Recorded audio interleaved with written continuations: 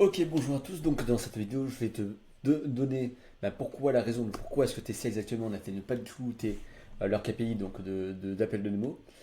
Donc actuellement sur le marché, tu as pu très bien, t'as pu très bien le voir. Tes sales peuvent se plaindre du fait de prospecter énormément de gens. Peut-être qu'ils font entre 100 et 200 cold calls par jour. Peut-être qu'ils ont aussi une partie de cold email où ils vont relancer les personnes. Et comme tu peux le voir, comme tu peux le ressentir, et bah c'est pas, c'est, ils ont beau faire autant de volume, ça leur apportera pas forcément les résultats escomptés. Certes, ils auront de petits résultats, surtout s'ils font du 200, 300 euh, 200, 300 call par jour. Mais l'inconvénient, c'est que si tu es dans une base, par exemple, de 10 à 20 call par jour, et bah, effectivement, les résultats ne seront pas présents. Ils te mettront en place un appel de démo, par exemple. Un appel de démo tous les 3 4 jours. Parce qu'ils prennent le temps de prendre de faire des cold calls. Et ils envoient évidemment des cold emails, mais du coup, les cold emails arrivent dans les spams. Du coup, vu qu'ils arrivent dans les spams, bah, du coup, ils désespèrent et ils savent pas du tout comment gérer. Ils sont littéralement limite en semi-dépression tout le temps parce qu'ils ne reçoivent aucune réponse positive de leurs prospects, peu importe le degré de persuasion qu'ils ont eu. Et c'est tout à fait normal parce que tu peux voir sur le marché actuel, tu as plusieurs niveaux entre guillemets de chaleur. Tu as les gens qui sont, c'est-à-dire très chauds.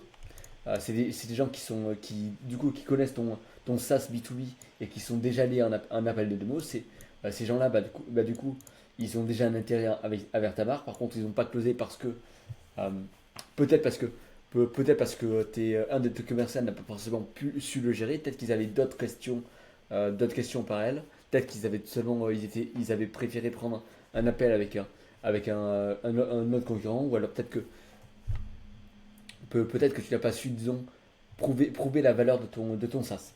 Ensuite, après ça, c'est tout à fait normal, mais ces gens-là, ils ont déjà émis un intérêt. Ensuite, tu as seulement les warm leads.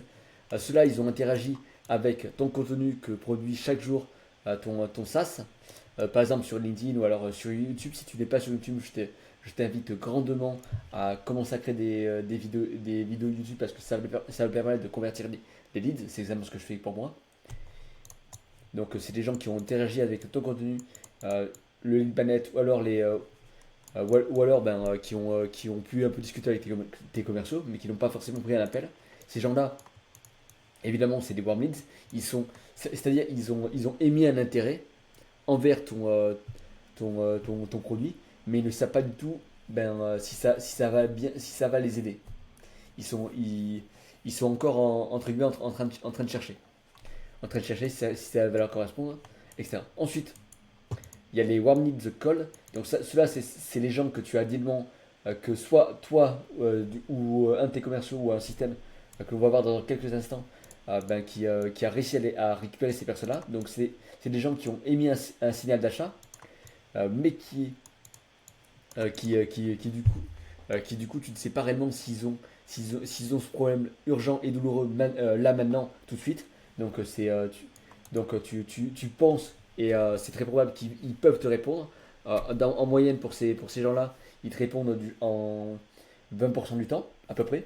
Si c'est des gens qui sont vraiment chauds, qui ont émis un signal d'achat, mais ils te connaissent pas du tout, du coup il va falloir que tu leur prouves en quoi est-ce que ta solution est meilleure que celle de tes concurrents. Ils sont entre guillemets solution aware dans le copywriting. Ils ont un peu, disons, cherché les solutions diverses, mais ils ne savent pas si ton produit est le bon pour eux. Donc, et en fait, ils ne connaissent même pas ton entreprise pour cela. C'est surtout ça le cas. Dans leur cas, c'est un peu différent des warm leads. euh, Parce que ces gens-là, ils connaissent un peu les solutions, mais ils ne connaissent pas du tout ton entreprise. Les warm leads, ils connaissent les solutions et ils connaissent ton entreprise. Les old leads, ils, ils savent pertinemment comment est-ce ils peuvent t'aider, mais ils ont quelques questions en plus. Ensuite, tu as les cold leads, dans les prospects totalement froids. Ceux-là, ce sont les gens qui ne connaissent pas du tout et qui, si ça se trouve, ils ne savent même pas qu'ils ont un problème. Et donc forcément, bah, n'importe quel message que tu peux leur envoyer, que ce soit même de manière pas très persuasive, ils peuvent forcément te mettre dans les spams parce que, bah, parce que tu les contactes alors qu'ils ne savent pas du tout ben, qui est-ce que tu es, comment est-ce que tu peux les aider. Chose. Ce sont les gens qui sont les plus durs à convertir et c'est d'ailleurs pour ça que c'est d'ailleurs l'inconvénient dans ton processus de vente, c'est que tes commerciaux, ben, ils visent uniquement ces prospects-là. Du coup, ils obtiennent beaucoup moins de taux de réponse. Ces gens-là, en plus, si ça se trouve, ils vont envoyer les emails, par exemple, les emails bah, via ta messagerie, via du coup ta boîte email, la boîte email de ton entreprise, donc prénom, arrobase, ton entreprise, et le problème, l'inconvénient de ça, c'est que vu qu'ils vont faire un peu de volume, enfin un peu de volume, c'est entre 10 et 50 emails par jour envoyés, et bah forcément ils vont se recevoir beaucoup de rejets avec des non intéressés seul shot. Donc ça c'est une grosse erreur parce que le problème c'est que tes commerciaux n'ont aucun levier. C'est-à-dire c'est comme si c'était des paysans du temps du Moyen Âge versus ben, un tracteur un tracteur pour tout simplement faire grossir des plantations. C'est totalement différent et c'est ce que font actuellement tes commerciaux, c'est-à-dire qu'ils ont, ils ont aucun levier, leur productivité n'est pas du tout assez bonne et c'est comme si ils essayaient d'envoyer plusieurs lignes de pêche et au final ils ne pêchaient aucun poisson. C'est l'inconvénient de ça et c'est ce qu'ils font actuellement. Donc ce que je vous propose, c'est tout seulement bah pour toi, c'est ce que je fais pour moi, c'est de toutes les personnes qui ne te connaissent pas du tout, il vaut mieux que tu l'automatises et que tu utilises notamment l'intelligence artificielle pour persuader le message, pour entre guillemets faire comme si c'était un humain qui l'avait envoyé, euh, mais du coup tu perds pas du tout en termes de salaire, tu vas ben, utiliser tes commerciaux euh, pour par exemple créer du contenu 2 heures par jour au lieu de contacter des prospects froids, ce qui va te permettre de générer de la confiance et la crédibilité envers du coup ton SaaS. Et ça fait que en fait, ton commercial, il va vraiment pas perdre du temps. En plus, il va pouvoir même générer la confiance avec les prospects qu'il avait, qu'il a pu, avec qui il a pu discuter, par exemple. Et si tu fais vraiment que si tes commerciaux ne s'occupent que des cold leads, ils ne pourront jamais obtenir de résultats parce que le volume en question est trop élevé. Voici d'ailleurs une preuve de ce que je te dis. Euh, Par exemple, voici une de mes propres campagnes et ça en ayant fait plusieurs dizaines de tests. Hein, ok. Donc, plusieurs dizaines de tests. Par exemple, ici, tu peux voir que j'ai testé un angle avec la question fermée. Tu peux voir que j'ai eu seulement 10% de réponses positives et 3,33% de réponses de réponses. Donc, comme tu peux voir, et sachant il y a 300 prospects qui ont été contactés. Donc, tu peux voir, c'est assez compliqué de convertir des gens qui ne te connaissent pas parce que ces gens-là, pour la petite histoire, ils ne m'ont jamais connu. C'est littéralement, je me force à les contacter. Et par contre, évidemment, je les contacte uniquement grâce à de l'automatisation et de la personnalisation générale dans mon cas. Dans le cas de mes propres clients, je suis, surtout si tu as du budget, je préfère plutôt utiliser une intelligence artificielle parce que ça permet on va dire, d'aller beaucoup plus loin. L'inconvénient de cette intelligence artificielle, comme par exemple sur l'intelligence artificielle que je disais actuellement, c'est Clay. L'inconvénient de ça, c'est qu'il faut un certain état d'esprit de développeur. Ce que tes commerciaux, malheureusement, ils n'ont pas forcément l'expertise là-dessus parce que justement, il faut avoir été quand même dans le dev pour comprendre un peu ce genre de système. Par exemple, et là, forcément, dans ce genre de type, ben, tu vas faire beaucoup plus de tests.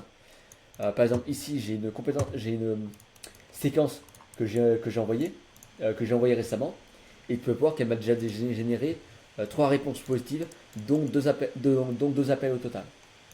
Ensuite, l'angle offre, là par contre, je les cut parce que, comme tu peux voir, 2% de réponse au total et seulement une réponse positive. ce qui est forcément pas exceptionnel et ce qui est forcément pas du tout exceptionnel. Ensuite, tu as une petite, tu as une autre séquence qui elle m'a apporté au total 3 appels. 3 appels, dont seulement 6 réponses positives et seulement 6 réponses positives et par contre un taux de réponse de 9%, ce qui est excellent. Mais l'inconvénient, c'est que ces réponses-là n'étaient pas forcément très, on va dire, c'était surtout du négatif. Mais par contre, ça générait des réponses des réponses et des appels de démonstration pour te donner un ordre d'idée. Donc, en définitive, pour vraiment prendre en compte les prospects qui sont vraiment proies, tu dois faire du gros volume. Comme celle que j'ai pu montrer, là, c'est sur un échantillon d'à peu près de 3000 leads. 3000 leads, donc ça a généré des appels. En moyenne, donc en fonction de certains tests, par exemple de mon côté, ça me génère entre, on va dire, un appel de démo tous les 300 prospects contactés. Après optimisation. Par exemple, au tout début, j'avais commencé avec un appel de démo tous les 2000 prospects contactés. Autant te dire que c'est assez. C'est vraiment chiant. Mais c'est un peu la réalité du jeu quand tu fais des calls parce que le call, c'est une des choses les plus difficiles à craquer dans ce monde de l'ordi parce que les gens en fait ils ne te connaissent pas du tout. Et en contactant ces gens-là qui sont totalement froids, et ben une des seules manières pour toi de faire grossir par exemple ton entreprise au-delà des 5 millions d'euros d'annuel. Il y a plusieurs composantes pour le call, mais je ne vais pas réellement en parler ici. Il faut faire d'abord de la personnalisation plus une offre irrésistible, sans compter l'offre irrésistible. Par exemple, moi, c'est tellement du pay on result. C'est-à-dire, je ne suis payé que lorsque j'apporte des rendez-vous qualifiés à mes prospects. Donc, forcément, c'est quelque chose de littéralement no-brainer et que je fais parce que c'est du call. Par contre, si c'est des gens qui sont assez warm et assez chauds, par exemple, qui viennent des referrals, c'est-à-dire le bouche-oreille, là, évidemment, je vais charger une partie de la valeur que je propose, évidemment. Mais dans du call, quand les gens ne te connaissent pas, les gens ne te connaissent pas du tout, il faut absolument que tu aies une offre de marketing direct, sinon tu n'obtiens aucun résultat. L'inconvénient, c'est que ça demande de l'itération constante. Par contre, il y a il y a beaucoup de leviers, dans le sens où tu vas utiliser surtout le code, c'est-à-dire que tu peux automatiser toutes tes parties-là, donc notamment avec des outils d'intelligence artificielle, et tu vas prendre beaucoup moins de temps, parce que ça personnalise à ton insu. Voilà. Et évidemment, pour l'inconvénient du code, c'est que l'inconvénient du code, c'est qu'il ne faut surtout pas que tu fasses que tu pitches un appel de nouveau. Il faut absolument que tu leur proposes de la valeur ajoutée, par exemple une vidéo personnalisée, une VSL, un livre blanc ou alors des webinaires. Donc par exemple, une des stratégies que j'utilise actuellement, c'est la stratégie du kit audit vidéo comme tu peux voir. Et j'ai à peu près plus de 523 vidéos qui ont été créées sur ce sujet pour mes prospects qui m'ont justement répondu à mes emails positivement. Donc ça, les 523, sachant qu'il n'y a pas tout, il y a une partie dans l'e-commerce que j'ai dû du coup supprimer au fur et à mesure. Et là, tu as une partie sur le SaaS B2B que j'aide actuellement. Donc si je pouvais te résumer un peu ça en une ligne, ça serait vraiment d'arrêter d'avoir très peu de levier sur ta partie d'acquisition. Tu ne vas pas devoir te fonctionner en mode fermier, tu vas devoir plutôt fonctionner en mode tracteur. C'est-à-dire que tu vas plutôt faire en sorte que tes prospects, que tes SDR pardon, vont prospecter des gens qui connaissent déjà ton entreprise, qui ont par exemple interagi avec ton contenu, alors leur propre contenu, et il vaut mieux que tes SDR, ils vont créer du contenu. Par exemple, il vaut mieux que tes SDR créent du contenu pendant 2 heures chaque jour sur leur propre compte LinkedIn plutôt que de les envoyer littéralement au casse-pipe. Parce que l'inconvénient, c'est qu'ils n'ont aucun levier Et il vaut mieux littéralement créer du contenu. Et ensuite durant les 6 heures, les 6 heures de feed, et bah du coup, ils vont pouvoir s'occuper du closing, du closing des prospects. Ils vont aussi pouvoir s'occuper des relances et de contacter des prospects qui sont chauds, donc qui te connaissent déjà. Ensuite, si tu veux vraiment contacter des gens, des prospects qui sont totalement froids pour te faire, justement, pour t'ajouter entre 10 à 20 appels de démo qualifiés par mois de gens qui ne te connaissent pas du tout, et ben dans ce cas-ci, je te conseillerais plutôt de mettre en place une infrastructure d'automatisation par intelligence artificielle. Donc par exemple des emailing par intelligence artificielle, ou alors ça peut être aussi soit tu peux utiliser SmartLead ou la Graph Machine. Ça, ces deux méthodes-là se valent. Ton seul but, ça ne sera pas de générer des appels, ça sera de générer des réponses. Et avec ces réponses-là, tes prospects, tes SDR, pardon, peuvent te généreront en fait des, euh, comment dire, des réponses. Et ils pourront générer des appels ensuite. Du coup, avec les réponses petites, ils pourront les convertir en leur apportant plus d'informations avec des vidéos loom. Ça peut être leur proposer des webinaires, livres blancs, etc., des ressources. Tiens, par exemple, il peut très bien dire j'ai pas, mon équipe a fait ça, a fait ça. Je pense que ça peut t'intéresser à résoudre X problème. Dis-moi ce que tu en penses. Cordialement, virgule, nom de ton SDR, par exemple.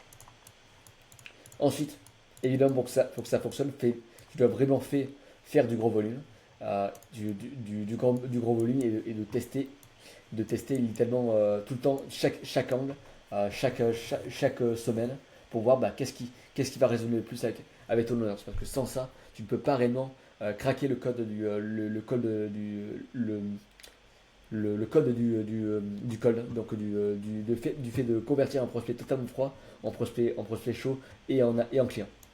Voilà, donc j'espère que ça t'aidera. Si tu souhaites que je mette en place un processus pour toi qui t'ajoutera entre 10 à 20 appels qualifiés par mois, et cela sans publicité, ni avoir à créer de contenu, ni avoir à créer de contenu pour du coup, nous avons notre de contenu, du coup, tu peux réellement réserver un appel avec moi ou à droite. Le but de cet appel, c'est évidemment de voir à peu près quels sont tes objectifs et surtout que tu puisses voir comment est-ce que dans ton sujet, de voir comment est-ce que tu vas pouvoir utiliser une intelligence artificielle d'emailing pour générer des réponses. Et ensuite, dans ces réponses-là, on va auditer toute ta stratégie de commercial pour te permettre par exemple d'augmenter ton taux de réponse positive et forcément de générer des appels. Donc 10 à 20 appels. Enfin, bon, tu peux réserver dès ça en haut à droite.